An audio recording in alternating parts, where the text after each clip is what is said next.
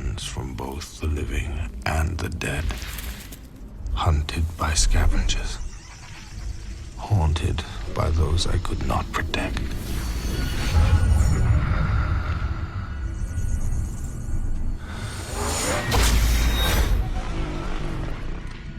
So I exist in this wasteland.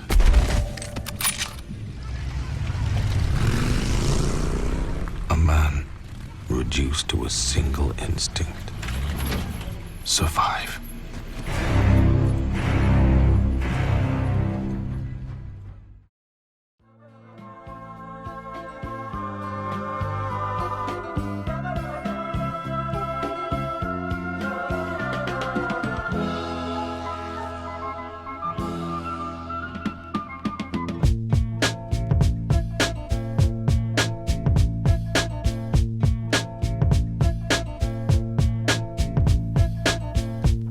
Welcome back, everybody, to the Film Bros Podcast. My name is Isaiah Lucas, and I'm joined by my co-hosts, Abraham and Nick.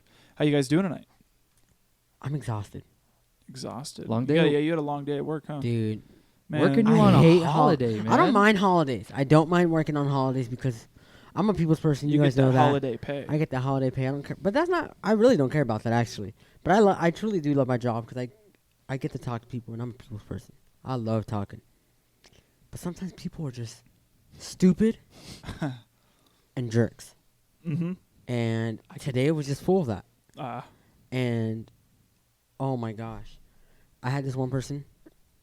I think his total was like 40 something. I work at a grocery store for people who don't know.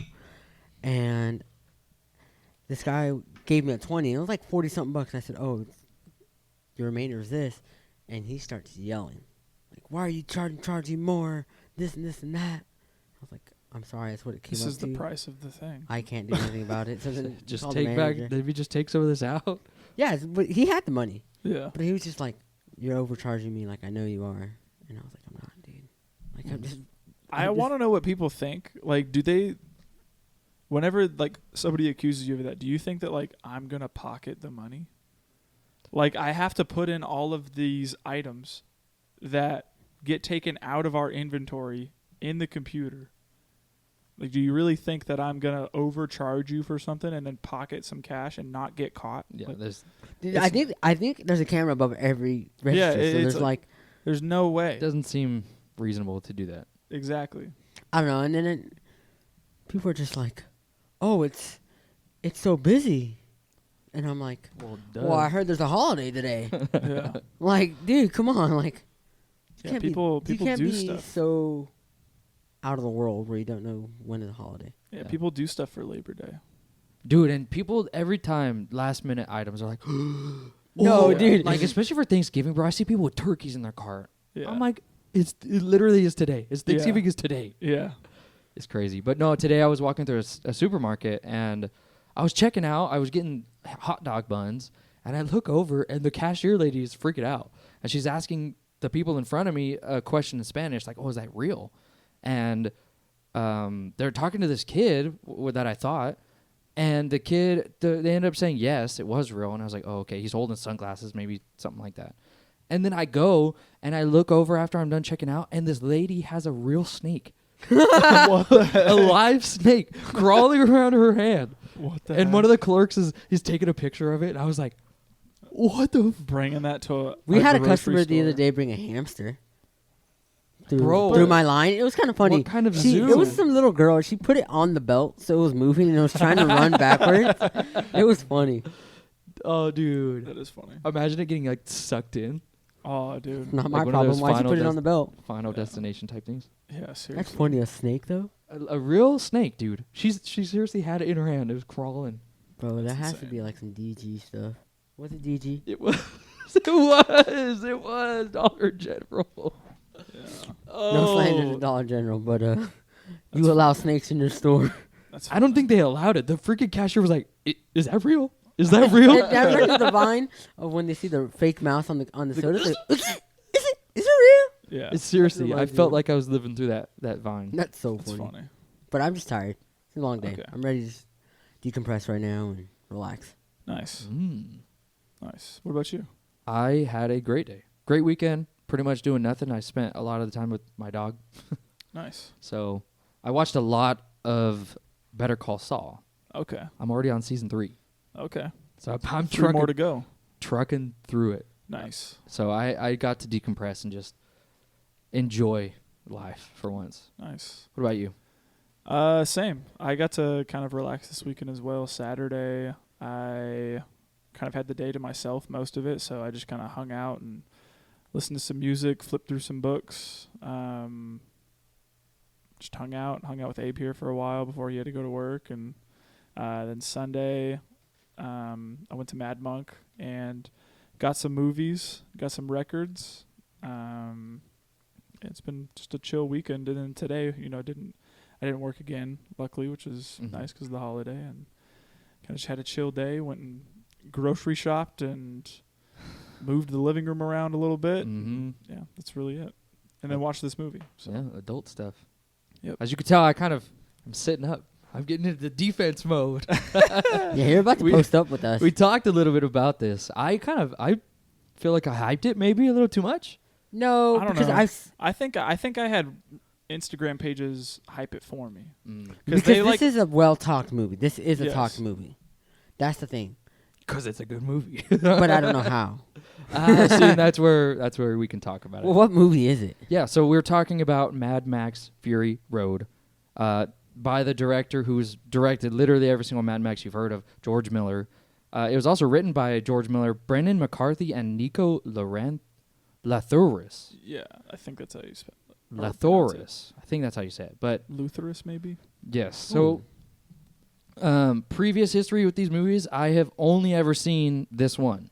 I've heard so many quotes. I used to have an old coworker who'd watch like every single movie you could think of. He'd watch it, and he would always talk to me about Thunderdome and all that stuff. So I had known just slightly a little bit from that, but I went into this movie knowing nothing about the series. Absolutely nothing. Same. I know that there's a game out, which I think loosely follows this movie. Yes, that's something that I will defend. Is I watched the movie with my brother Sal, and I was like, bro, I remember playing this on the PS3, and I hated these people because those people that swing on the cars. Yeah, the little holes. I remember I would go to Gastown, and I would try to get gas because in the game you have to get gas, and all of a sudden you see like 4 of those fools just trying to come and get you, and I was like, oh, bro, that's like, and then seeing it in the movie, I was like, no way, like. That's something that I know I've seen in the game before. So I will defend that this movie does follow loosely the game. Okay. What I'm talking about. What about you? This movie reminded me a lot of Jak 3, which is a game that I played a lot. Is the Jak and Daxter franchise. And in Jak 3, you get banished to the Wasteland. And in the Wasteland, you find this, community of people. It's like a village or like a whole town. And you get like really in close with like the king of the Wasteland, and there's parts where you have to like take certain cars out into the desert in the Wasteland, and there's like natives in the Wasteland that are also trying to kill you, and it's like Mad Max, like you're literally in a car and there's other cars and you're shooting at each other and blasting over hills and stuff and everything. And when I was watching it take place, I was like, this reminds me a lot of Jak 3. I wonder if they took a ton of inspiration from like the original films, because that game came out in like I think like 2007 maybe, or 2011. Yeah, maybe. It was, it reminded me a lot of that. So. Yeah. From what I had read, this is more like a reboot of the franchise rather than a continuation of the films. A similar situation I think would be God of War. Okay. All those games had been really, really the same all the way up until 2018, where they really shifted the genre and made it more of like a deeper story. Yeah. And a deeper character, navigation. Yeah.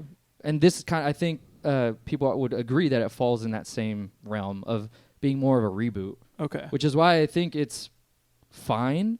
I think that this movie, you go into it, and I was following along perfectly. Like I everything that it set up the universe correctly. It set up the characters and their motivations perfectly. And I was like, I don't need any more. Like I don't need any information to know where I'm at in this film. Which I know you guys probably disagree with. Yeah, I just found myself asking questions and wanting to know more about like the lore behind certain things. And I think what I was also thinking of at the time was Dune. And it reminds you a lot of Arrakis. And well, yeah, because of the sand. Yeah, but in Dune, throughout the whole first movie, they dump a lot of stuff on you, but they unpack it, and so you're like, okay, this is what the Gom Jabbar is. This is what the Fremen are. This is what these people are, and these are their motivations and all this stuff. And I didn't feel like I got that with this movie, so I left with like, who are these people? Why are they trying to capture this fool? Now they're running away, and they're trying to capture this girl now alongside him. Yeah. And then this girl's trying to get to this place, and we don't know why yet. But then when she gets there, we find out it's not what she was looking for, and so I don't know. I just felt like after watching it, maybe I should have like more previous knowledge on the other films, and yeah, that's just what I ended up thinking. For sure, yeah. I don't know, man. But regardless, was this your first watch? Yes, I've never seen this movie until today, Wow. and I'll say, I mean, there are definitely redeeming qualities about the movie. I love that it's mostly all practical effects. Yeah. There's like hardly any CGI that's used in this film, which is it's awesome. I love seeing real props used, real stuff. Like there's a whole fact that I have written down about the guy with the flame shooting guitar. And like he was actually able to control the flames and how much gets shot out with the whammy bar of the guitar. Are you serious? Yeah. Oh, that's so like sick. he'd sit there and play the guitar and then pull the whammy bar, and that's whenever it would go and like shoot out the That's top sick. of the guitar. And That's cool. That's got to be the best job, right? yeah, It's going boom. yeah, and like a ton of this stuff is just.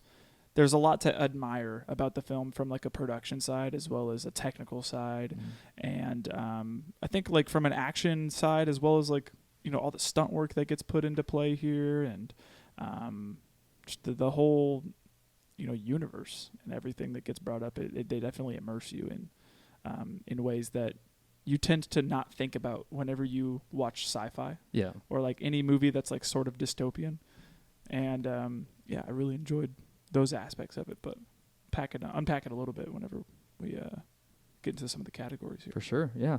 So I'm going to do a brief synopsis here. It, like we said last week, it stars Tom Hardy, Charlize Theron, pretty heavy hitters here. It is about a man named Max, and it kind of we get introduced to these characters as a bigger narrative is going on. Like we kind of are getting placed into a big old plot that's already happening. You know what I mean? We get thrown into a world that is completely desolate. There's zero water, and there's only one man who controls it, and his name is Immortan Joe. Yeah. I think, right? Yes, Yeah, yes. Immortan Joe. Yeah. Something like that. And it's like a dystopian future where everything is ran like with machinery and cars and like explosives and all that stuff. And we are in this universe. Max gets taken as a prisoner and used as a blood bag, but he inadvertently gets thrown into this subplot where this lady character, her name is Furiosa. Mm-hmm. She has an alternate plan that will unfold throughout the movie, where she is going back to her homeland, back to the place where she where they call the Greenland.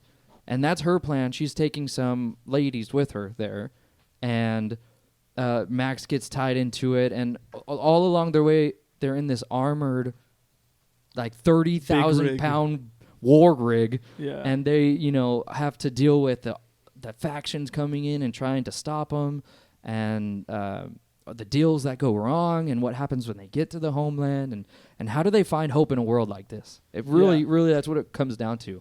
Yeah.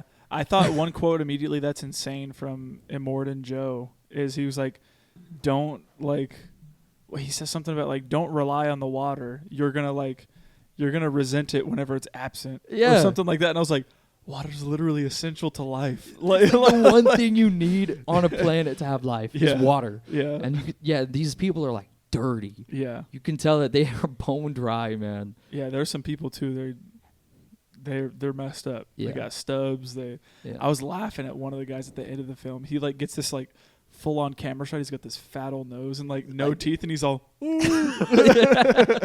I was all, dude, look at this guy. Yeah. It's funny. One of the quotes that I'll start with that I think encapsulates the synopsis in the movie in general is he says, "So I exist in this wasteland, a man reduced to a single instinct, survive." Yeah.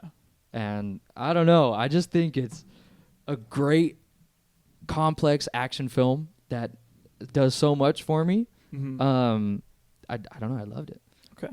So, with that being said, get into our topics, get into our favorite scenes. Yeah, it's streaming on HBO Max. It is, yes. So go check it out if you have HBO Max. If not, you can rent it anywhere else or pick up a copy.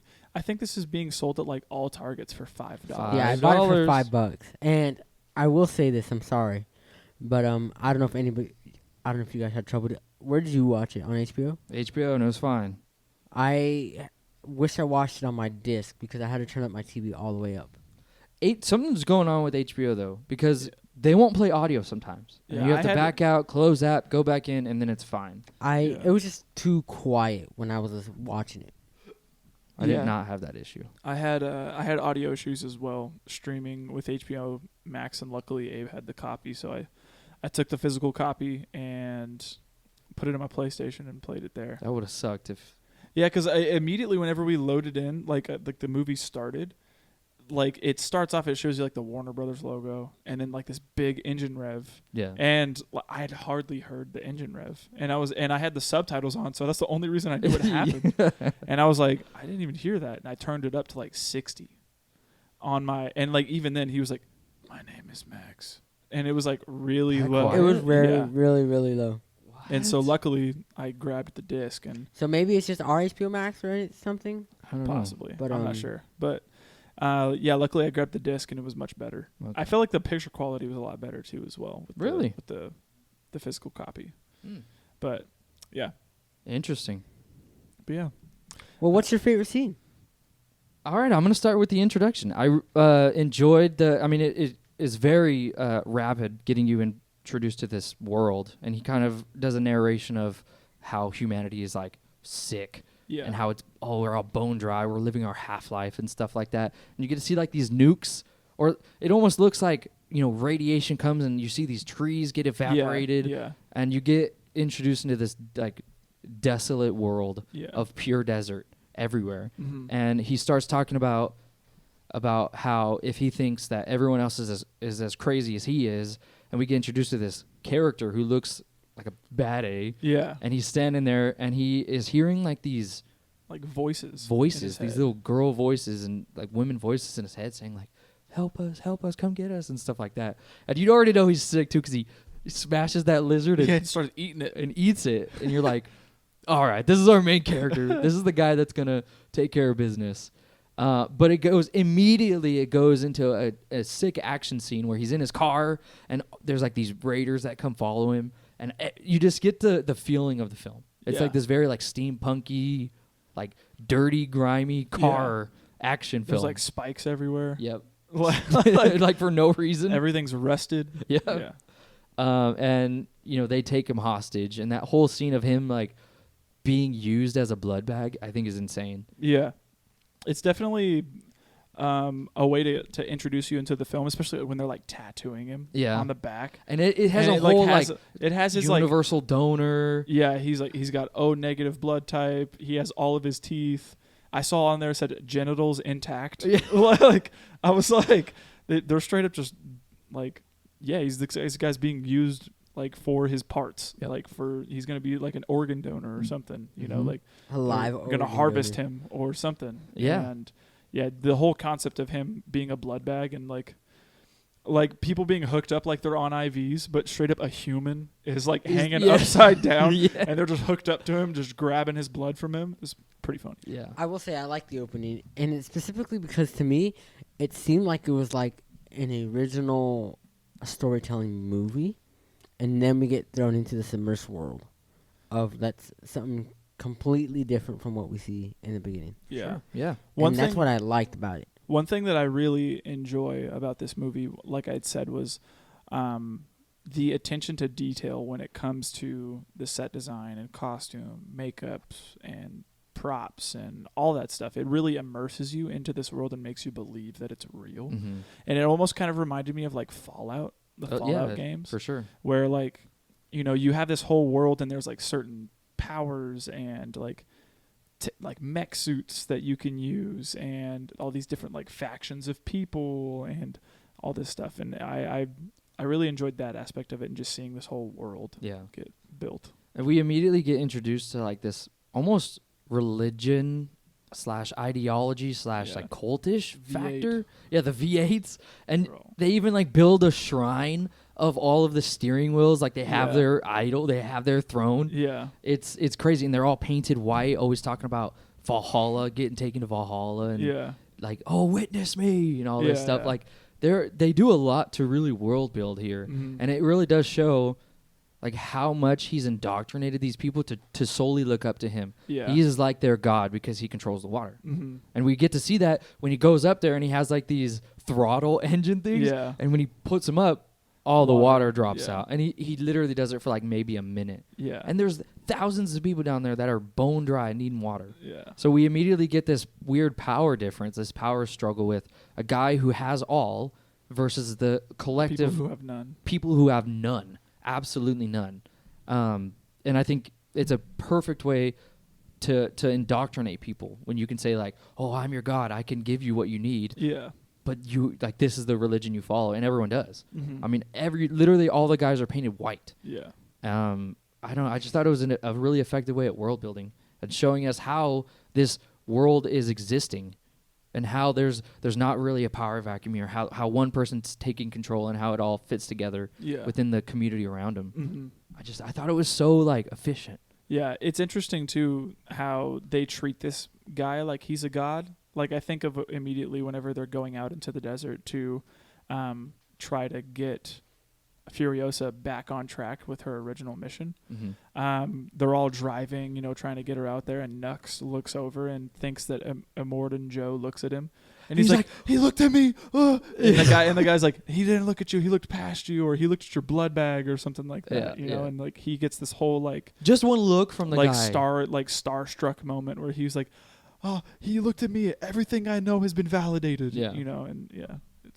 That's the kind of power he holds over these people, and he's completely manipulated them to think that they're his warriors when really they're just like cannon fodder. Yeah, I think that's even one of the what a character says, which you're just fodder for this guy. Yeah, he doesn't care about you. You're just like grunts. Where you just go out there and be meat shields. They're all pawns in his game. Seriously, absolutely factual. Yeah, I don't know. I loved it, and you also get like there's like this weird sickness happening. Like all of the guys in white have like these weird boils and sicknesses. Yeah, and the homeboy straight up like looks like he has tumors. Seriously, that he like draws smiley faces on. Yeah, and one guy looks like the Joker with the freaking, I think his name is Slit or something, or Stitch or something. No, Slit. Is it Slit? Yeah. Because I remember I heard it and I was like, his name is Slit? What do you mean? But and it's good, and it really is effective at driving the plot forward, because immediately we get like this insanely big war rig out in the middle, and he goes out and like makes this holy speech saying like, we're gonna use our war rig and we're gonna try, like I think they're transferring, I think it's called mother's milk. Either that, it's guzzling. Or is it, I think they're transferring guzzling. Okay, I think it might be guzzling, but they're transferring guzzling to, is it Bullet Town or is it the Gas City? I thought it was Gas Town. Is it Gas Town? They were going to go to Gas Town. No, they were carrying Mother's Milk. My bad. You were right. Mother's Milk to pick up gasoline, and then they were going to go to from Gas Town to Bullet Farm. Bullet Farm to pick up bullets, and then that's when she verges off. Yeah. Furiosa, and that's when the guy was like, "What's the orders? Yeah. We're heading east." Something like that. Yeah. Yeah. So this is what I was talking about in the synopsis. This is the whole part where she has this underlying plan, because what we don't know is that not only is she carrying the mother's milk and the guzzling, she's also carrying breeders. Yeah. Human breeders. Yeah. Bro. It was such a bro moment when they called them breeders. I was like, straight up, using them.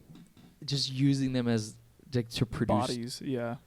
Yeah, it sucked. But yeah, they're these women that do not want to be used as property, pretty much. Yeah. And now we get the sympathy for Charlize as their own character. We're like, oh, she's really fighting for like she's these fighting. people. Yeah, she's fighting back, Yeah. really, and she's trying to produce hope in these Mhm. people. So that's why she veered off, and she's going to this weird deal that she makes later on. But what else? What about you guys? Do you have any favorite scenes? My next favorite scene is not until towards the end of the movie. Okay. I can't say I necessarily had any favorites because I felt like this whole movie just melded together because of how fast it was. Yeah. So when thinking back on it and trying to pick apart any specific scene, I feel like it kind of had that like Social Network Yeah. effect where I was kind of like, it's kind of hard to denotate where a scene stops and where one ends. Mm-hmm. I think the only one that I could say maybe was my favorite is towards the end of the film with Nux and his witness. Yeah. Which, the more emotional yeah, scenes you guys yeah. like? Yeah. What about the scene where they go into the sandstorm? I thought that one was cool. Tell me that was not the most cinematically incredible thing you've ever seen. It's really cool. Like It's- it's going into like the sandstorm and seeing all the stuff that's taking place and watching these fools get like sucked up by this like maelstrom Yeah. thing. Like I wish Yeah. I heard Enter Sandman as soon as they were walking in. no, I think Walk by Pantera would have worked a little bit more. I don't know if I know that song. Like imagine going in there and all you hear is it would have been sick. I think it would have been great. The guitar guy should have started playing that. Seriously. I sat there and I was like, this is so cool, man. It's because it's not, you don't go in there, like I think about Dune and I think about there's a Mission Impossible where you go into a sandstorm and it's probably more realistic where it's like you literally can't see anything. It's like fog. But this, you go in and there's still stuff going on, but you see thunder. You see like these massive tornadoes. You see like there's parts that are clear and it's so vibrantly orange. Yeah. I don't know. There's something about it where it just captivated me the entire time. I was like, this is awesome. Yeah, okay. This is so sick. So that was one of my favorite ones. What about the time? How'd you guys feel about when they got the big rig stuck and they had to hinge on the tree? I was stressed. Yeah, dude. it's stressful, especially if that guy's just shooting in the open, like Dude, for no. nothing. Like That's he's what- just like, I was mad. yeah, he's just going just because willy nilly. Joe, I don't know how to say that name. The last one, Immortan, Immortan. his first is Immortan Joe or something. Immortan Joe. Immortan. He straight up tells that guy, goes, kill everybody, but don't shoot my breeders. And then he gets shot in the eye and can't see, and literally he's charging those people. And I was like, you're so stupid. You're doing the opposite of what your boss told you to do. Yeah. And you're going to kill someone. It's also funny too how he says, "I'm the scales of justice," and he ends up putting like the blindfold Yeah. on and everything, but he's bleeding from his eyes now. Yeah, I thought that was fitting. The scene too where he takes the gun and the explosives from her, and she goes, "Well, when the engines cool down, what happens if you're not back?" And he goes, "Continue on." Yeah, do what you gotta do. And then it goes off, and you don't. I wish we got to see what happens. Yeah, because he comes back and he's just got all He's this ammo and he's bleeding, like Carrying yeah. a bag of guns or ammunition and all Yeah. that. I wanted to see. That's where I noticed that this movie wasn't about him. Yeah. Was when we don't get to see that happen or that take place. I was like, oh, this isn't our lead. This isn't the person we're following in this story. Yeah. Yeah, I think that's meant to be as well. Yeah. But it was nice. Yeah. And it's also he's the kind of character too where you just can believe that Yeah. he can go and do some bad Yeah. A crap, and you Yeah, just like, especially with the whole opening of the film where like he's evading all these dudes and straight up American Ninja Warrior climbing on this stuff and then Dude. going out and hanging on the crane and Yep. like yeah. That was a big bro moment for me. I'm just going to mention it because he falls face first into that water, and you know that's got to hurt. Oh yeah. And you saying American Ninja Warrior just reminded me of, because he, like you said, he climbs up and he's like holding on and sees this little girl, Yeah, this apparition of a girl or something. Yep. and that distracts him, and it's just all you see is boom. Yeah, some guy grabs his leg and smacks yanks him down, dude. Yeah. What about the scene where they finally get to where they're going, and you see that girl being bait up there on the crane thing, and then Charlize Theron character goes on and is like, "I am from clan this and that, and my mother was this," and they believe her, Yeah. and she is finally reconnecting, and then they decide to go back. They decide to go Yeah. back. I think that's the insane part about this, is Yeah. because like they have completely lost all hope, and they're looking at literally infinite salt plains. Yeah. And they're like, well, we can travel 160 days this way and see what that leads see what us. happens. But we know that there is like resources back here. Yep. I thought as of right now, everybody that's controlling the thing is after us. So if Mhm. we get back there before them or like take them out on the way, There's no defenses. yeah. Yeah. I thought it was a smart idea.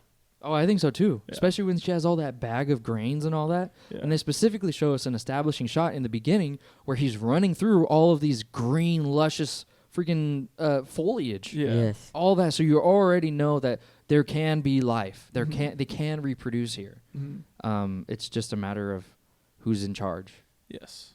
But I'm specifically thinking one of my favorite scenes is when they start heading back, and everyone's like, "The big rig, we see the war rig," and then you see the factions all come together, and they have this massive, massive standoff. Yeah. I think this is an incredible scene. Yeah. Everyone is fighting, and it's also tugging at your heartstrings because these people that we were just now getting introduced to, all these older women, are now getting slowly picked straight off. straight up dying. Literally dying, like getting ran over by cars and getting Shot in the neck. yeah. It's kind of horrifying to see them each slowly getting Yeah. taken one by one Yeah. by all of these very unique contraptions about these cars. The ones you're talking about with the poles, Dude. Yeah. kind of going leaning back Yeah. and forth. There's flamethrower guys. I specifically think those javelins that have explosives on the end of it. Throwing Those- these things. Freaking I hated genius. those. Yeah. They're genius though. Yeah. I love this whole action scene because it was also really complicated because there were so many moving parts. We cared about so many characters, and it's like, well, Furiosa is now she's trying to get onto the car with the main guy, and freaking Rickon, that's his name, right?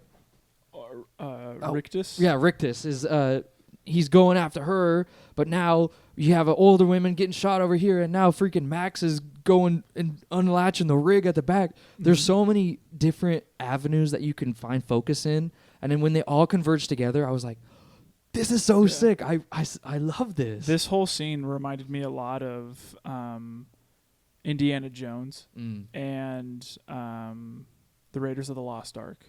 And like that whole scene whenever he's on the tank and he's like being dragged by the tank and there's the big Nazi guy and he's fighting him and then being dragged by this tank as well, and he's trying to stay like somewhat covert with getting to where they're keeping the Ark of the Covenant, and there's just all these moving parts going on at the same time. Yeah. And you're wanting Indy to succeed, but you're also worried because this guy's huge and he might die, like might kill him. I think the same thing with Rictus. Yeah. Yeah. I even think of like the Uncharted games Oh yeah. where they're just completely over the top and you can never tell what's going to happen next. Yeah. But you're still invested. You're still engaged because Mhm. you're like, this is my main characters. I want them to succeed. I want them to win. Yeah. I think that this whole final battle between everyone is, and it was so satisfying too because these guys are evil and they get built up as these like absolutely horrendous people. Yes. And to see their deaths, I think is so satisfying. Yeah. Like to see Immortan Joe get his face ripped off. Yeah. I was like, let's go. That's my next Let's favorite go. scene. Oh, that's your favorite scene? That's my last and next favorite scene. Okay. Which I wasn't expecting because I watched this movie before, but for some reason I don't remember that part. Mm. And I was watching it laying down, and then I see Max. I think it was Max that got on there. No, it was frick, who's the one that whipped out his neck? Was it Max? I think it was Furiosa. Yeah, Furiosa did it. She said, remember me. Yeah. So she gets on that car that he's on, and I was like, Freaking- "Oh, dude, what is she doing?" And I finally like sit up on my bed, and you see what's going on. Like she's about to kill him, and I literally go, "Oh!" And Sal was like, "What?" I said, "Dude, you missed it. She just ripped his throat out." Like His whole freaking, His whole little mouthpiece. yeah, crazy. and I was like, "Finally!" Like that's what I wanted the whole time, for him to die. yeah. Yeah. And then, yeah, that was the scene that was my next favorite scene. Don't you think it was cool too because their whole sanctuary of safety and hope is this war rig, Yeah. and they eventually have to like leave it. Yeah. It's weird that this inanimate vehicle we have a lot of connection to it. At least I did. I looked at that and I was like, dang, this thing like got them across the world, it felt like, and now Yeah. they're having to leave it. Yeah. And even how they leave it too with Nux Yeah. saying his goodbye. Yeah. I think it was Oh, it was part of a very satisfying character arc for this guy. Yeah, most definitely. I think if I'm being honest, I think he's really the only guy that has any actual character development throughout the whole film, because he starts out like wanting to like please Immortan Joe the whole time, and then he's like I've had like 3 chances or 4 chances to like try to please this guy, and every time I've like squandered it. And he also forms a connection with one of the girls who's a breeder, and she tells him like something to the effect of like, you're more than what you're being told you are, and you just need to realize that or come to terms with it. And he essentially has this whole arc where we've been being told like we see previous scenes where guys will say like, oh, witness me, witness this, and they put this like silver stuff on their teeth. It's like almost maybe like a drug or something. I don't know. I can only it's just assume. chrome paint. I honestly think it's just chrome spray paint, dude. But I don't know, because like I almost felt like it was like a hallucinogen or like a drug or something, like gave them the confidence to go do this thing. So like more than likely, or something. I'm not sure, but they like spray their mouth with this stuff and then go do this crazy thing that will usually end in death. And the first time we see it, we see this guy saying, witness me, and he sprays this stuff on his face, and then he grabs these like javelin things and like jumps into a car and like explodes detonates it and kills himself in the process. And like when he does it, everyone's like, like just like it's just a like, good thing. Yeah, just like chanting, going crazy. And it happens a couple more times throughout the film, and I think even in the Sandstorm, Nux tries to witness. The one time he starts like pulling out all the gas. Yep, and he's in his car, and he starts like he like pulls out the flare and thinks he's gonna like kill himself in the thing. Yep. To let everybody escape or get away from whatever's happening. But Max like stops him from doing it, and then he finally gets to do what he was wanting to do the whole time towards the end, but for a better cause, and letting everybody else escape and like causing this huge pile up. And I forget exactly how he does it, but he gets in that war rig, and something happens. I forget exactly what happens, but he causes like this explosion and pile up and all this stuff, and I forget exactly how it transpires. Oh, like his actually death scene? Yeah. Well, everyone gets onto Immortan Joe's car. And they get away. And then he just straight up, you see freaking Rictus on the top, literally pulling the engine out. Oh, yes. He pulls the engine and holds it up, and then he says, witness me, and then he just goes, wham, and just completely tumbles it all over, and that's when the pileup happens. Okay. But yeah, he decides to turn the wheel and crash everything. Yeah. Yeah, I felt sad. I was like, I love this guy. Like he really turned his life around, and he still has to die for the cause. Yeah. At least it's for a better cause than what he did serve. Mm-hmm. So it meant something. Yeah. Anything else? Yeah, anything else? Nothing else for you guys? Man, you don't like the ending when they got back to the actual spot and released all the water? I liked the send-off of Max and like him kind of just like escaping and being another face in the crowd, and kind of, I don't know, it felt like him kind of being like, all right, I'm moving on to the next thing. These guys are good now. They're in good hands, and I still need to find my way, you know? And it felt like, we were leaving a lead character, or, in they got what they wanted. Furiosa ended up, being the new leader or whatever of this, place that they were in originally, and now they're going to change the tide and how people get treated there. But we watch Max kind of, go on his own way, and we're only left to wonder what he'll do next, which I'm sure will get confirmed in another movie later on. Yeah, I'm surprised to hear that. There's one scene specifically that I really, really enjoyed, which was, Furiosa gets stabbed, and she's like pretty much passing out. She's about to die. So he uncollapses her lung. He puts like a little hole in her, so she's still stable, but she needs blood.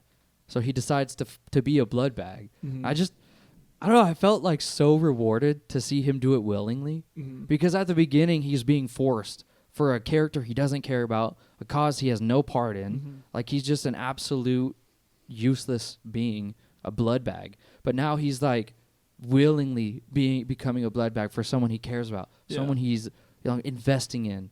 And it just felt so like, I was like, yes. It's like such a really shift in narrative between the beginning and this. And they're two the exact same actions, but just the shift that he went through. Because at first he didn't care. He wanted to just use them for his gain, take the car and go and be safe anywhere. But then he started to see the struggle and started to see that the hope that they didn't have. And then started to feel even more convicted with the voices in his head, where he was like, yeah, I got to help them. And now I trust them and believe in them. And now I'm going to give my blood for them. Yeah.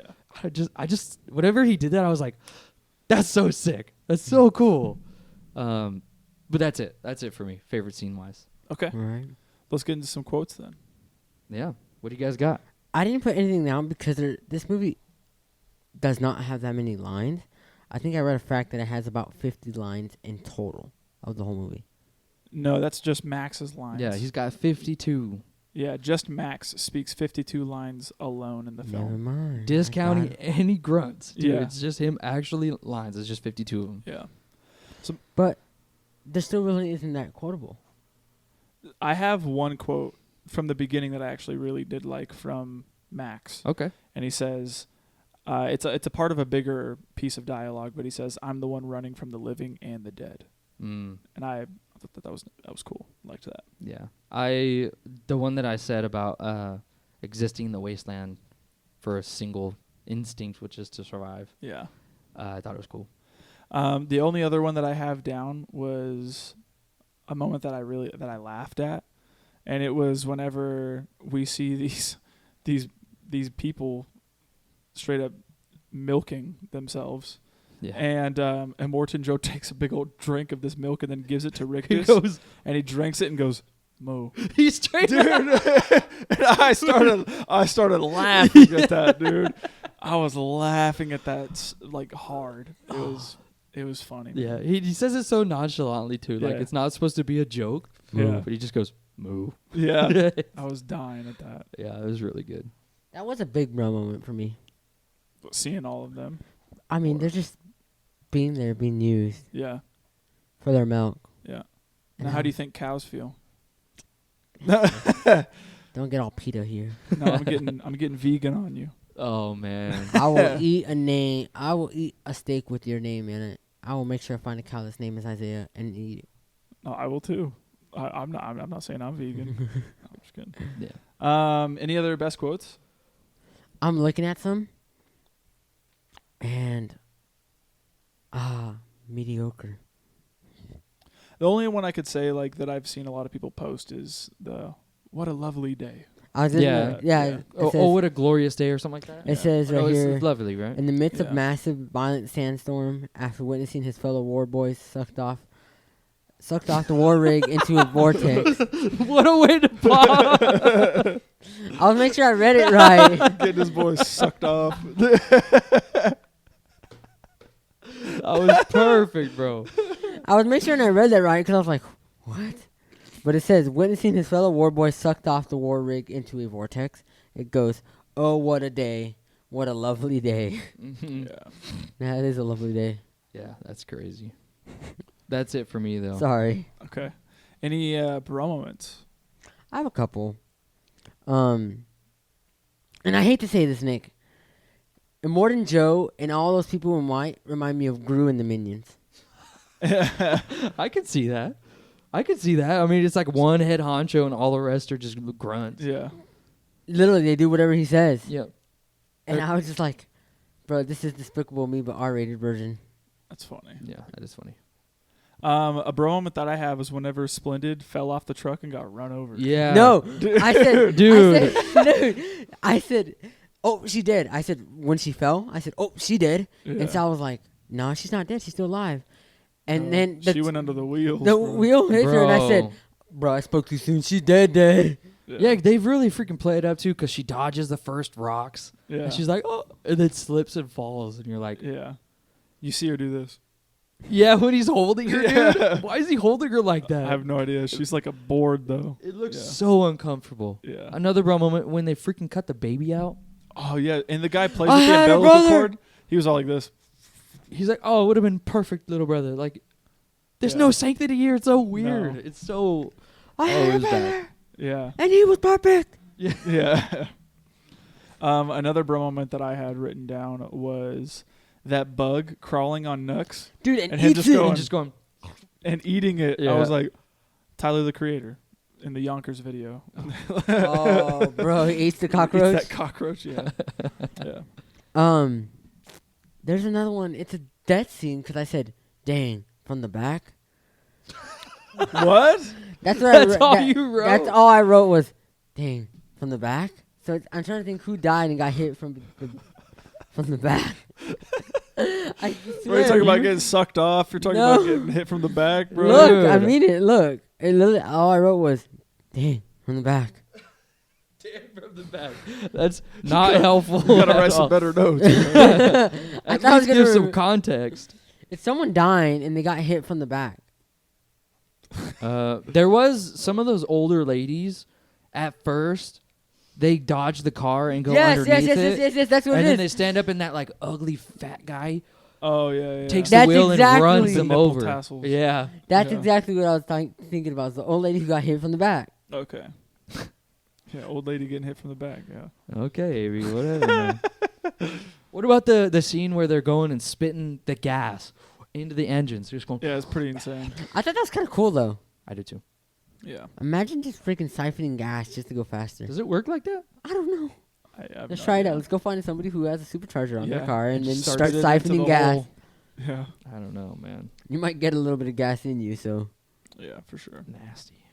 Any other bro moments? no, I think the biggest one for me. I literally said, "Bruh, breast milk farm." Yeah. The only other one that I had was finding out that the green place was gone Mm-hmm. and that it's been like dried up essentially In and the that- swamps. yeah. Yeah, that no life is sustainable there anymore. The earth is sour. That's what Yeah. they say. Anything else? That's All it. right. Well, let's get into some facts then. Yeah, let me hit you with the budget. And I was surprised with the budget since one of the facts that you said, Isaiah, was that it was used with practical effects. So I expected it to be a lot more than what I read. It took $150 million estimated to make this movie. Opening weekend, it made $45.4 million. Gross for U.S. and Canada made $154.1 million, and gross worldwide made $375.7 million. Jeez. So Yeah. it made its money, but I thought it was going to be a lot more because practical effects, that's, if you mess up one take, you got to redo it all over again. Mm-hmm. And how much supplies you're using? Yeah. Yeah, I that's think true. that's one thing too is practical effects stuff is going to be more expensive because you are actually using real things. So I expected the budget to be a lot more than it was. But I think that it pays off in this instance. I think that this movie wouldn't hold as much as it has or be as highly rated as it is if Mhm. everything was CGI. Yeah. There's a fact here. It says that over 80% of the effects seen in the film are practical effects. Yeah. The only ones that aren't are Charlize Theron's. In the movie, she has a prosthetic leg or arm. Yeah. So that obviously had to be CG'd. But yeah, very sparingly they use CGI, which I think did a lot to keep this film not feeling so aged. Yeah. There are still some things we'll talk about that make it feel a little dated, but Mhm. other than that, I always love to see practical effects. Always. Yeah, I think Yeah. that's one of the best things you can do. Yeah. I think one of the craziest things I had found out about this movie was that the editor of this film, Margaret Sixel, is actually George Miller's wife. Oh. Really? Yes. And she had roughly 470 hours of footage to edit. Watching all of the footage took 3 months to do. 470 hours? How many Yes. days that is? And then she had to edit that all down into a 2-hour film. Dude. That seems like you're looking at Mount Everest and you're like, all right, how do I reduce that? Yeah. If you're trying to watch it straight without stopping, 470 hours worth, that's 19.5 days. 19 and a half days. Yeah, well, and that's the thing too is you gotta watch all the film and then you have to compile what are the best takes, cut that into a rough storyline, and then do actual editing work, and Mhm. it takes a long time. That's crazy. That is insane. One But thing- another thing, actually, real quick in regards to the editing, so George Miller had hired his wife to do the editing because he had felt that at first his wife questioned why, and he had said that he thought that she would be perfect for it and that she would give a fresh take as to what an action movie would be. And he said, because if I hired a guy, it would be just a regular action movie. I want a woman's perspective on what an action movie should be like, and she brought whatever she saw to the table. That's pretty. Wow, I like that. Yeah, pretty cool. One thing that I found interesting concerning the war rig was these were actually based off of real war rigs from the Czechoslovakian army. It's they have an all-wheel drive military vehicle that looks almost like that, or based off like that. That's pretty sick. Which I think is kind of scary. Oh yeah, I mean, imagine you're going to war and all you see is coming out of nowhere is a big old rig like that with guns and flamethrowers on it. Yeah, that's insane. One of the things I saw that was really interesting was all of the movies that are going to be made after this one. Now, I haven't heard anything about it, but apparently on April 3rd, 2015, Tom Hardy announced he would sign on for 3 more Mad Max films. I was like, what the heck? Yeah. That's pretty sick. And I was looking at the movies that are said to come out in 2023 and 2024. I think there was a Furiosa movie, a prequel to this. There's even Mad Max Wastelands. I don't know how much information is out on those, but it's really cool that they're deciding to continue on. Yeah. And to build out this part of the world. Yeah. So I had mentioned in regards to the flame shooting guitarist. Yeah. Yes. Yeah. So his name is actually, it's an Australian artist. His musician name he goes by the name of Iota, but his actual name is Sean Hape. And in an interview on Vice in 2013, he had said that the guitar weighed 132 pounds, and it shot real gas-powered flames that he controlled using the whammy bar. That's so insane. That's so sick, though. I can't imagine a guitar just being that heavy. Yeah. Yeah. True. What other movie has that? Yeah, that's nothing. No other movie has wholly original. It's so sick, dude. Ghost Rider, I mean, when you ride, flames come out of his motorcycle. But it was not real flames. That's all CGI right there. I have a fact about one of our favorite directors, Bong Joon-ho. This is particularly one of his favorite movies that, after watching it, moved him to tears. Wow. Oh. I never felt that way, but... And I wrote it down because I was like, why? And how?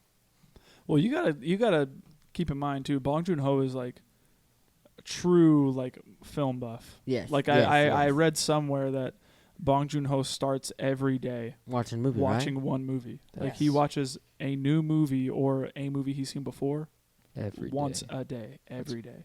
Wow. Which is pretty insane. That is very insane.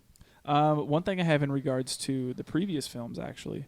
So the jacket that's worn by Tom Hardy in the film is actually a replica of the one that's worn by Mel Gibson in the last 2 movies of the original Mad Max trilogy. And the original Gibson jacket was found in storage at a Kennedy Miller storage unit, and it was copied heavily and then reproduced for Tom Hardy's version of Mad Max to wear. Wow. That's pretty cool. That is pretty cool. Trying to get some continuity there. Yeah. I'm reading here that it was the first in the Mad Max franchise to win an Academy Award. It won like 6 of Oscars. them. What do you know which ones? I have them right here. Yeah, it's insane. One of my guesses is best cinematography. Yes. Probably best. I don't want to say editing, but maybe best like design. Yes. So you got best achievement in film editing.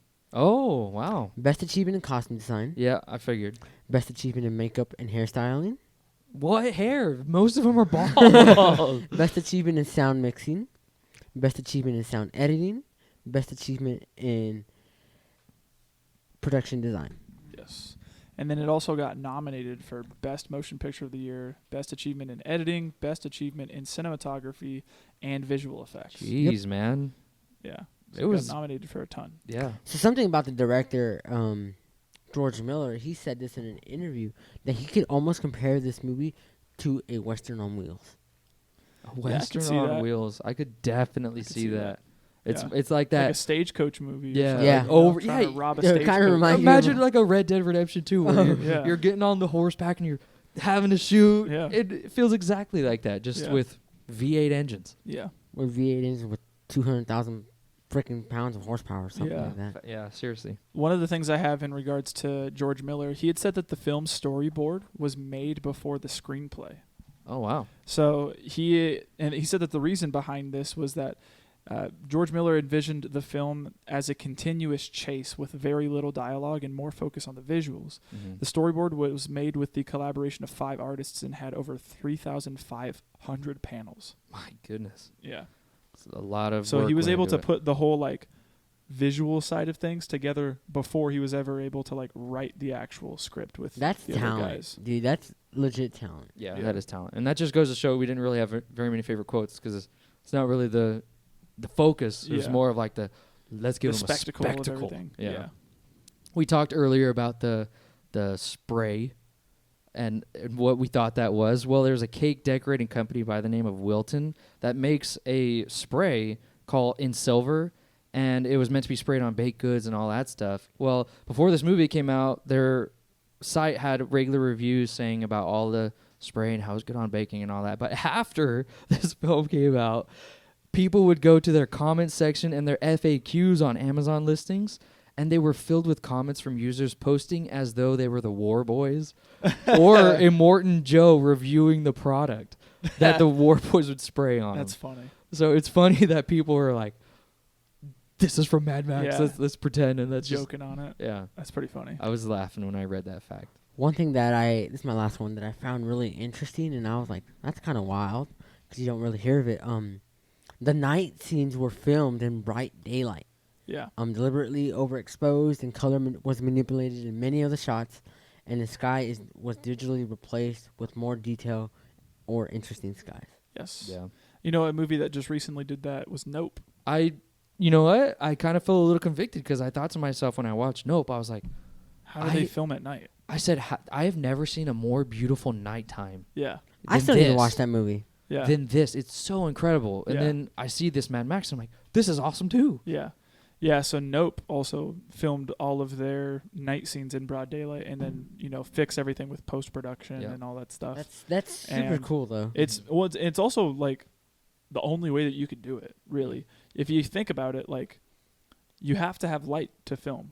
And shooting in the absence of light, like you either have to have an expensive freaking lens. Or like I was the about to say, 10,000. like this to big capture or something. Yeah, to capture all the available light Yeah. in darkness, it's Otherwise, hard it's gonna be to like use. You see- Grain City. Like, yeah, exactly. You need like a 10 million lumen light or something. Yeah, like it's True. yeah. yeah. And even one of those massive flashlights Yeah. that freaking burn stuff as you point on them. Yeah, and even then too, like then that becomes a question of editing. Yeah. Because then you have to edit down all the available light that you're artificially putting on Yeah. something, So, yeah. That's Yeah. interesting. That's wow. my last fact right there. Yeah, I've got no more. What didn't work in this movie for you guys? I'll start. One for me was I don't think this movie has a story. And let me reiterate that a little bit. It's just from the get-go you get introduced to this character, you get introduced to this world, and then you get introduced to Furiosa, and then it's all about just them chasing her.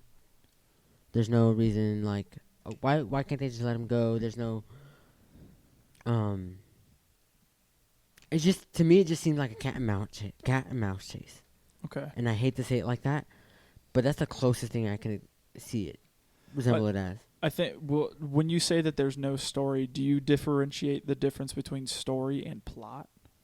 Or like story and character motivation. Because I can clearly see character motivations and Yes. why characters are driven to do the things that they're doing. I can 'Cause see that. I can see that. Because And that's kind of where I think, well, that's part of the story.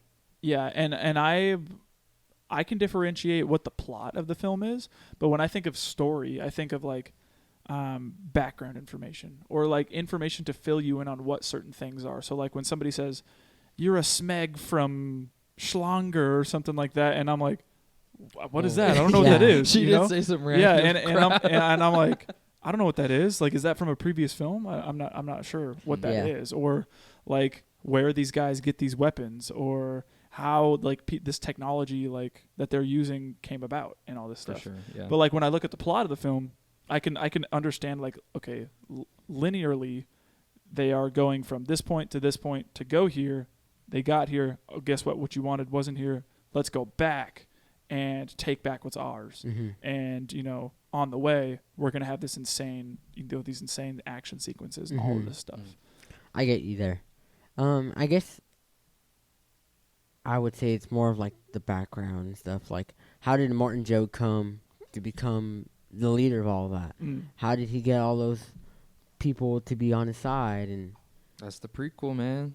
Coming out 2024. No, I don't know. Then why make a movie first and not do the prequel first? Well, I mean, you could. Sometimes you don't the same need- thing with Star Wars. Yeah, you right? don't need the prequels. I mean, all that stuff is sometimes it could be superfluous. Like it's really cool to understand and to know more about the world. But I mean, if they are presenting a story and it has everything you need in it now, then you could learn it later on. Yeah. Or even if you don't know it, it's up to the imagination of how you think he got there. Yeah. At least that's my opinion on it. I'll say one of the things that didn't work for me was some of the editing felt funny to me. Yeah. And I don't know. I think it's just the style of the film. It's very fast paced and very in your face. And it doesn't let you up for minutes. Like there's maybe like one or two scenes in the film where Bless you. Bless me. Thank you guys. He goes, like one guy That goes, guy like that Drake. sneezes? Bless you. Thank you. Or the guy that sneezes and busts himself? Yeah. Yeah, that's me. I'm Drake. Was it Drake? Yeah, no, Drake was just the type of guy to say bless me after he says thank you. Drake is the type of guy to take a picture and be like, now let's take a silly one. Oh, dude. Man, leave my boy Drizzy alone. So yeah, like I was saying, some of the editing felt a little funny to me, and I'm not sure if that's just the style of the film. There was moments where there'd be action sequences, and it felt like things would be like fast forwarded and like just take place like in a really at a really fast pace. And there were also like moments where like people would die on screen, and they would get like a fraction of a second on screen of their death, and then it would cut away again real quick. And it didn't. It kind of left things to be desired for me. Like I almost wish I got to see more of Morton Joe's death, because he like gets this thing ripped off, but as soon as it happens, it like immediately cuts away to the bigger grand scheme of things. It doesn't show. Yeah, and I was kind of like, I wish there was more a little there, so like that way I could like really be like, oh dude, like she straight eviscerated this fool, or like it happens with like a couple other like random on-screen deaths. But yeah, and I noticed like the editing, specifically like whenever there's a moment whenever Immortan Joe and Max are like, or no, not Immortan Joe, excuse me, Furiosa and Max are fighting whenever they first see each other, and like they're like on the floor scrambling for something around, and you see their arms just going like super fast, and I was like, what the heck is going on with this? Like some of these action sequences feel so quick. And yeah, and then I just noticed that that was the it was like that for the entire film. So I'm assuming that that's just the style that they were going for. I don't know. It kind of leads into one of the things that didn't work for me was I think some of the emotional beats were way too fast paced. I'm thinking of the scene where they finally get to where they're going, and then she realizes that the place that she had come from, the Greenland, is a complete farce. Like it doesn't exist. Yeah. And then she goes, and you get this really beautiful scene of her taking off her thing and then kneeling into the sand.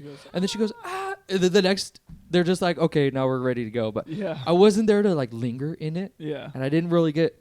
I mean, I did feel some emotion, but then I was like, it's too gone. It's like it's too fast, too quick. Yeah. And it just continually all the time that I think the emotional part, like I think fast-paced action works really well in this movie, but when it comes to more of the emotional scenes, I think we needed a little bit more breathing room to really feel what the characters are feeling. Yeah. Other than the editing and being like, all right, next. Oh, that happened. Oh, okay, next. Yeah. I really wanted to sit there a little bit more. Yeah. Especially with Nux's character. I really like his character arc, but I feel like his redemption arc is just maybe a little too fast. Yeah. We need maybe a little bit more scenes in there of him realizing that he's on the wrong side. Yeah. I wanted maybe just a little bit more. A little bit more belief that he would truly change that quickly. Yeah. And like I said previously, I think for me, he was really the only character to have any sort of development or any arc. Like, when it came down to Furiosa or Max, like, it was just like, I can do anything. I'm this, this unstoppable force of a character, and, I can do these things and all this stuff. And I don't know. I didn't feel any type of way for any of the characters when stuff would happen. So, like, when, Furiosa is like, we think she's going to die, and then Max is giving her some of the blood, like, I didn't feel any emotional weight or impact or anything like that. Wow. And so, like, I don't know. I kind of wish that they maybe dived into a little more of developing those characters and making us care for them. Okay.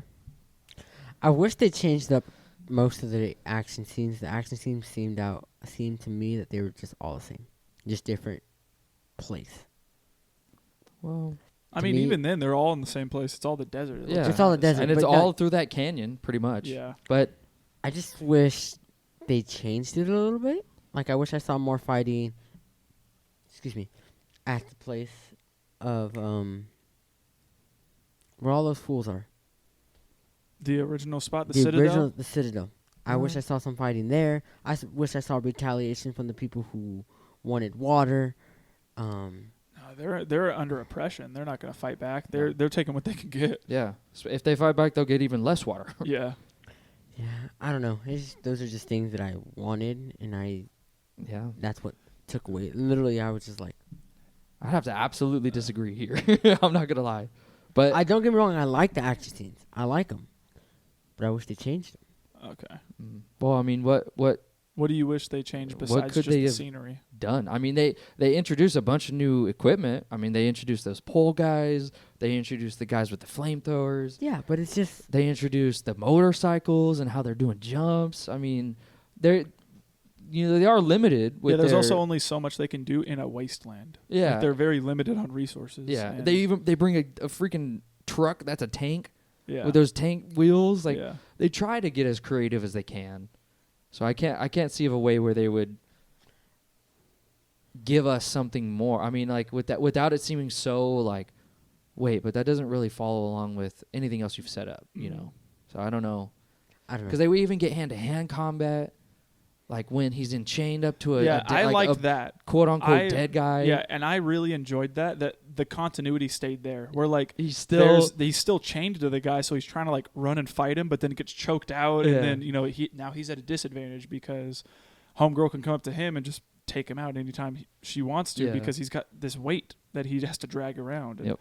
like, the whole integration of, like, using the car door and Yep. all that stuff, like, I really enjoyed some of the hand-to-hand combat Yeah. here. I thought it was really interesting. I mean, do you guys have anything else that didn't work? Yeah, I anytime I saw Rictus, I would laugh because he looks like bald John Travolta to me. So and it's because he wears this like mask thing that looks like a goatee. It's kind of like it looks almost like skin. It looks like like he's wearing a face mask that matches his skin color. It's very strange. Yeah, and so anytime I would see him, I'd be like, that looks like John Travolta, and I would just like I'd be laughing. You pulled up a picture before we started recording that. Yeah. I could see it. And then I had only ever I'd written this down, but I don't know. Kind of talking about it makes me sort of believe that it could stand on its own. But I don't know. As I was watching it, I just felt like you might have to watch the original Mad Maxes to understand what's going on story-wise, like with background information, and to understand the whole world that's presented here. Yeah. I understood the plot of the film, but knowing who characters are, what they are, what certain places are, and why people are going there was a little beyond me. And then as we're talking about it now, I'm sort of understanding and unpacking that a little bit more. And I think maybe that might also just be like something that's like a first watch type thing. We know of countless movies that get better with a rewatch. So yeah, for sure. I know that this is something definitely that I would be willing to rewatch and hopefully have my feelings change on it. So and that's where I disagree with you. I don't think this movie's rewatchable. okay. So I think it could be.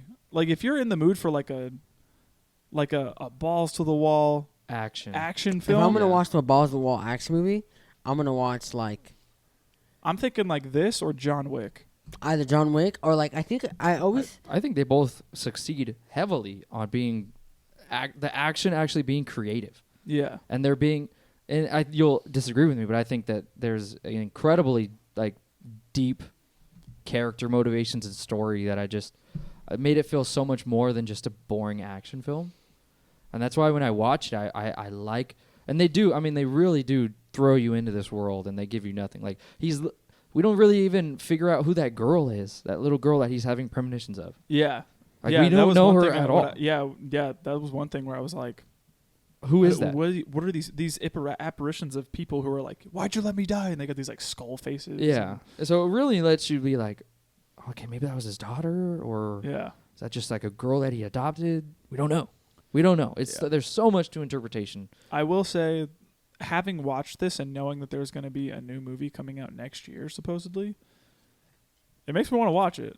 I definitely am in there. And like I want to go check it out and be like, okay, where are they going to take this with what I saw, so. For sure. Okay. Well, if that's it. That's it for what didn't work for me. Okay. We can get into what did work. Yeah, let's do it. I think the set design is insane. Yeah. All of the car designs, I loved. Yes. I thought they were so sick. My favorite car designs are the what the frick is their names? The one with the spikes. Oh, what do they call them? Porcupines. Buzzards. Yeah, buzzards. That's what they call them. And I think about the design because I played the video game, and a lot of it sticks to it. So that's one thing that I agree with you with the set design, because I think about the video game. I'm like, dude, the buzzards look exactly like the same in the game. Those dudes with the swinging looks exactly like the game. Yeah, I love the use of like old cars and like all these like old like coupes and like Volkswagen Beetles and like old hot rod like looking cars. Like I'm blanking on the model of the car, but it almost looks like a Beetle, but then the engine is exposed on the front, and it's got like these like the wheels all out in the front and the back, and like they mod these things out to withstand the desert, and they put these like like dirt traction wheels on them, and all these like exterior things like spikes and things to keep other cars away, and like they really nail the whole production design side of things. Yeah. I also have to say I really love the costume design. That's something that I don't really talk about too much, or like the makeup department. They kill it. It really makes you feel like they're so dirty. Yeah, that was one thing I didn't get too. Like, why does she put oil on her? Like, she grabs that like grease from the steering wheel and just like wipes it on her forehead. I don't know. I think there is like science behind, like it. You know how like stopping sweat? Or? No, like sports people put the black under their eyes, and it's supposed to help. I don't know if it's with reflections or something like that. It's supposed to not let the sun glare in your eyes. Yeah, there's something like that. Like so it's either it's like actual sun block. Okay. Yeah. It's either that or it's some sort of like symbolism of her, like she really pretty much built this for the guy, but now she's using it as her own motive to get to where she's going. Okay. I don't know. I truly don't know why she did that, but I thought it was more symbolic rather than just, I'm going to put grease on my forehead. Okay. Literally grease. Yeah.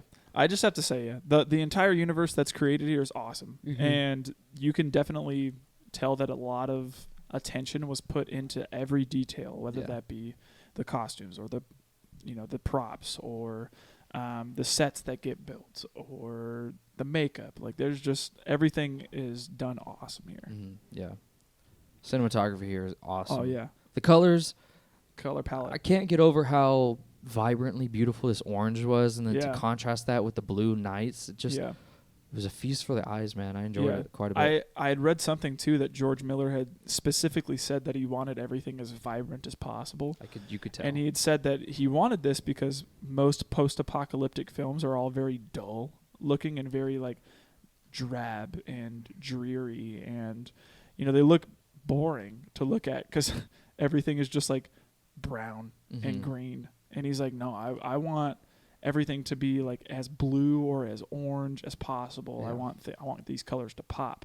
I want to be able to, look in Max's eyes when he's tied to the front of the car and like see how blue his eyes are. Dude, his eyes are sky blue. Yeah. It's insane. Yeah. Beautiful. I also love the use of scale yes. in this movie, and just how big everything feels or how tiny things feel. And it almost reminded me of like a Denis Villeneuve movie in some shots, like especially when they're going into the sandstorm. And it zooms out like 5 times. Yeah, and you see how big this storm is and how tiny the cars get, and they go into it. And when I saw that, I just was like, man, this is insane. Yeah. This is awesome. Yeah. Is that when you texted us? Yeah. Yeah, I did. Is that whenever I literally said, bro, this movie's wild. I was like, this movie's insane. Yeah. Also, I have to say, like, fight choreography and stunt choreography here is awesome. Yeah. It really shines here. And it's something that, doesn't get talked about a lot, I think, or especially with the movies that we've done in recent episodes, because let's face it, we don't do a ton of action-y films. Not really. But yeah, the stunt work here is awesome. I think that's something that has kind of become forgotten about, because we can just kind of CGI everything. And to hear that they are very dedicated to using practical effects when they could just makes me believe that they used a lot of stuntmen, and that, the choreography to things was definitely like cared about. Yeah. And you can feel that. Yeah. Everything just felt very creative. Yeah. It just felt so like interesting to watch. Whenever it came to any of the creative, equipment that they would use, I was just like, man, it all fits so well within this universe that they created. And then like just to see all of the interesting ways that they fight, and how creative they use the camera to show, one fight's happening over here and then over here, and how that bleeds into here, and how one person's helping over here, and how, it's just, it all is like, it almost felt like a little bit like the Avengers, where everyone was just coming together to overcome all of, like, it almost seemed like an impossible obstacle. Yeah. And I loved it. I also think, they really, like, with as short of time as we get with some of these characters, I really, really got invested in them. Like, there's something about this hope that you hold on to, and, like, we get introduced to those women that almost seem to have lost that hope, and that are just kind of living. And they have all these dead seeds, but they have nothing to do with them. Like, the world is pretty much dead. And to see them kind of, like, slowly lose that hope, but then get a whole brand new hope. And I don't know. I really enjoyed all the characters here.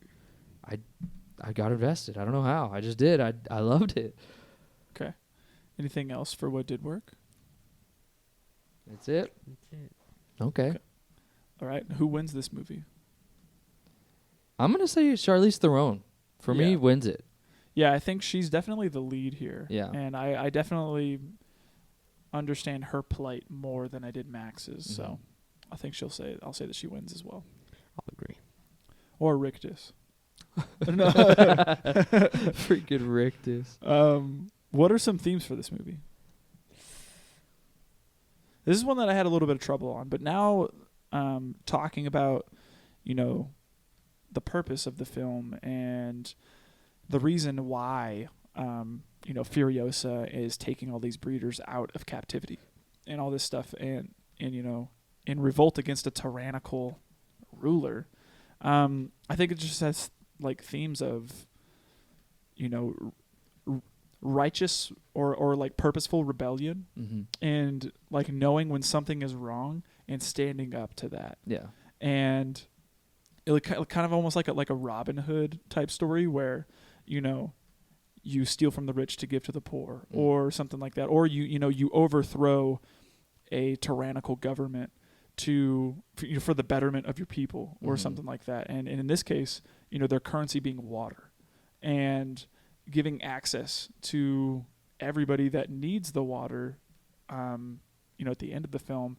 But in order to do so, you have to take out the guy that's controlling all of it, and then, become that new person for everybody down there. For sure. Yeah. He definitely serves as like, because this movie it's like in the very terminology of like a feminist movie kind of. And it's not like the more of what we talk about nowadays. It's really just like, they're literally being used as objects, like breeding, literal breeding and milking like objects, right? So in the sense of the movie, it's really her saying like, I'm not okay with this. Yeah, we're more than that. Yeah. And it's cool because they even write on their walls to say we're not things. Yeah, we're literally not property. And then they go into like that weird gray zone where that one lady's like, no, I kind of want to go back because this sucks. Yeah. Like, I kind of want to go back to him. But then, she has to be reminded over and over and over that she's, like, it's so much better to not be pretty much in captivity. They literally had those, like, chastity belts on. Yeah. Dude, and when I saw that, when they cut him off, I was like, yeah. I was like, oh, no. Yeah. So I think they really did, show that pretty perfectly, and they weren't, like, very preachy with it. Yeah. So it was more of like a, that like a toxic man being in power and trying to rule over women, and then them getting this very significant freedom back. I think is pretty awesome to see. Yeah, most definitely. Any other themes? I don't have a theme. Okay. Yeah. All right. What are we rating this? I'll start. It was hard for me. I really, really enjoy this. I really enjoy it. It's not a 10. I know it's not a 10. It's got plenty of things that are wrong, or plenty of things that I think, it's not a 10. Like, you can see this and you're like, it's not a 10. As much as I love it, I'm really struggling between an 8 or a 9. Honestly, I freaking enjoy this movie.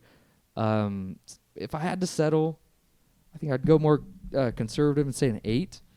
But it depends also, like, if the prequels are like build up on what has been here. I feel like the trilogy as a whole could just be so incredible. Yeah. But most definitely. From where we stand here, I'm going to give this a very solid 8. Okay. What about you, Abe? I'm going to give it half that, and I'm going to give it a 4. Okay. Okay. Nice. Sorry. Fine. All right. I think after having talked about some things and seeing where there is potential for story and everything, I originally was going to come in giving it a 6, but I think I'm going to bump it up to a 7. For sure. And say that, I enjoyed it while it was on. It's definitely a spectacle to look at. I'm curious to see where it will go from here. And hopefully, like, on our rewatch, I will like it more. And I'm curious to see what the next movies will hold. So it has my attention, I'll say that. And hopefully my love will grow. And I'll, eat my words. So. All right, yeah. And that just shows how people watch shows differently and movies differently and like different things. I mean, there's nothing wrong with it. So yeah, pretty cool. All right. Yeah. Well, that's the end of the episode, you guys. So if you did enjoy that episode, make sure that you leave us the rate and reviews on the audio platforms, whether that be Apple Podcasts or Spotify or Google, wherever you get those. We do appreciate it. It does give credence to the show and lets people know that this is something of value. It's something of worth. And not only that, it also does give positive reinforcement to us and lets us know that we're doing something good. Yeah. Or, vice versa. It could also be negative reinforcement and show us where we need to change or something like that, or something that we could do better possibly. So that does help out. Also, you can do that on YouTube with likes and subscribe or commenting or something like that. And hitting the bell notification so that way you're notified whenever uploads happen. We've tried to upload on YouTube around 9 o'clock-ish on Wednesdays. So, keep in touch over there. If you're watching on YouTube, we do see a lot of traffic going over there as well, which is awesome. Mm-hmm. Now just need people interacting with the episodes consistently, which is what we're looking for. So we do appreciate you guys checking out the episodes. And as always, I think we're going to go ahead and talk about the next pick that we're doing, which is Abe's pick. Yeah, and I struggled to pick a movie this week, and I don't know why I struggled, because I'm like, I know what movie, or we talk about what movie we're going to do, or like this and that, and I struggled picking one this week until I probably picked one like 20 minutes before we started recording, and I'm choosing a Studio Ghibli movie, and I'm doing My Neighbor Totoro. Okay. And that's streaming on HBO Max. And that is on HBO Max. Perfect. And I've only seen this movie, I want to say like once. Okay. And I very vividly remember it. So it's almost going to be like a fresh watch. So I'm excited. Okay. This is a Studio Ghibli movie I have not watched. Oh. Okay. So I've seen a good chunk of them. There are still some I need to watch, like Princess Mononoke, Howl's Moving Castle, in The Wind Rises. Like, there's definitely a lot that I still have to watch. Yeah. But I think I've seen like a few of the cornerstones. And I know that this is one of those. This is one of them, yes. So I'm excited to check it out. Yeah, I'm excited to go back to it because it's like I said, seen it once, but I vividly remember it. I Yeah. don't. This is definitely the first anime movie we've done too. Yeah. Really? Yeah. Oh. This is we have not done an anime movie yet on the pod, so Yeah. Okay. I think it's only fitting to do a Ghibli film. Yeah. Yeah. Yeah, for sure. I've watched like maybe 30 minutes of it. Me and Lisa started it because we went through Spirited Away. I watched Princess Mononoke as she was sleeping, which was awesome. And then there was another one too. I forget the name of it. It's like, oh gosh, I'll butcher the name if I even try. And then we started My Neighbor Totoro, and we got probably about 30, 40 minutes in, and then moved on to something else. But I don't think it was because we didn't like it. It's just, it was like a new show was coming out that we were invested in. Okay. Mm. So I'm excited to finish it up and see where it leads. Yeah, I'm excited to I just remember those little even like watch it. black like Bugs. dust particle things. Yeah, it's just I think that's in Spirited Away, no? it's in this one too as well, Okay. if I'm remembering See? correctly, because it is Spirited. There is definitely Spirited Away, but these are like, it's like those. I'm looking at the spirits. I don't trailer know. right now, and I just think about the big old dude right now, and he's so cute. See, I didn't even get to that part. It So looks so cute. Like I the might- trailer looks so cute. I might be earlier than I'm even thinking. Maybe like 20 minutes. Okay. But yeah, there's two girls, isn't there? Like a Yeah, it says when two girls move to the country near their allying. Is that how you say? what? Eyeing? Ailing. Like she's sick. Oh. Alien mother. They have adventures with this wondrous forest spirits who live nearby. Okay. So I'm excited. Yeah. I am too. It'll be nice to kind of just relax and Yeah, I feel like this would And be just like sit back. This is like This the is like- perfect comfort, just to be like, Yeah. yeah, it I'm feels feeling like I'm hugged. like a fall movie. Yeah. Like it's comforting. And maybe it's- that's why I like called my name, because You it's know. like it's starting to become. No, it's not starting to get cooler. Who cares? It's about to I be wanted to get cooler. It's It's gonna about to be- be 115 tomorrow. We're in Death Valley, California. Yeah. Seriously. Don't remind me, man. But yeah. Man, I'm gonna be in here in my AC all day tomorrow. I don't blame you. Yeah. So next week, tune in and check out My Neighbor Totoro and hear what we have to say about that film. As always, this has been the Film Bros Podcast. Thank you and good night. Good night. Good night.